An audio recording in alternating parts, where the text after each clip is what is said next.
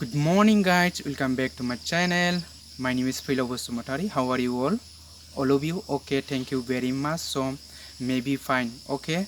So today दिनै जाय आं नोंथांमोननि सिगाङाव गोदान मोनसे टपिक लानानै फैलायबाय लोगो नोंथांमोन। दिनैनि जि टपिकआ स्काइट अखोरांनि स्टार थरसे अलंबारनि सोमोन्दै आं नोंथांमोननि सिगाङाव फोरमायनो सानदों। स' भिडिअखौ स्क्रिप्ट खालामालासिनो दानालासिनो बिगिनिं टु एन्डिं जागायनायनिफ्राय लानानै जोबजासिम नायलांगोन होननानै आं आसा खालामलायबाय। आरो नोंथाङा जुदि आंनि चेनेलाव गोदानबा चेनेलखौ साबस्क्राइब खालामदो, लाइक खालामदो, कमेन्ट खालामदो आरो हागौमानि शेयार खालामलाय लोगो नोंथांमोन। आरो नोंथाङा जुदि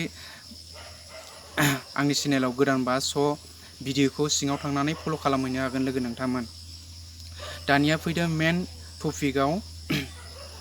स' बे अलंबारा ओरैनो माने अलंबार मुं मोनाखै जाहैदों लोगो नोंथांमोन।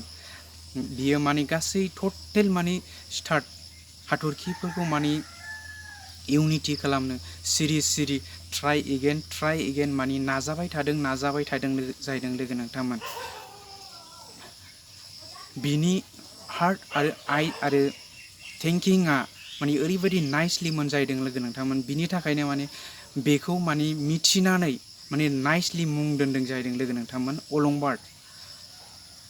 स' नङामोनब्ला माने बे गासै हाथरखिफोरा टटेल बे स्टारफोरा माने सेरखाय बेरखाय माने गावबागाव मुं लासिगौमोन जाहैदों लोगो नोंथांमोन।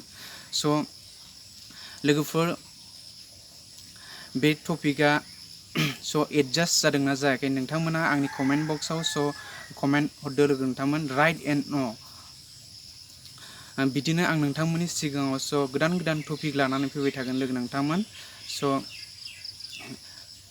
मोजां मोनदोंबा हागौमानि शेयार खालाम लोगो नोंथांमोन। थेंक्स फर वाचिं, बाय बाय। खुलुमबाय लोगोफोर।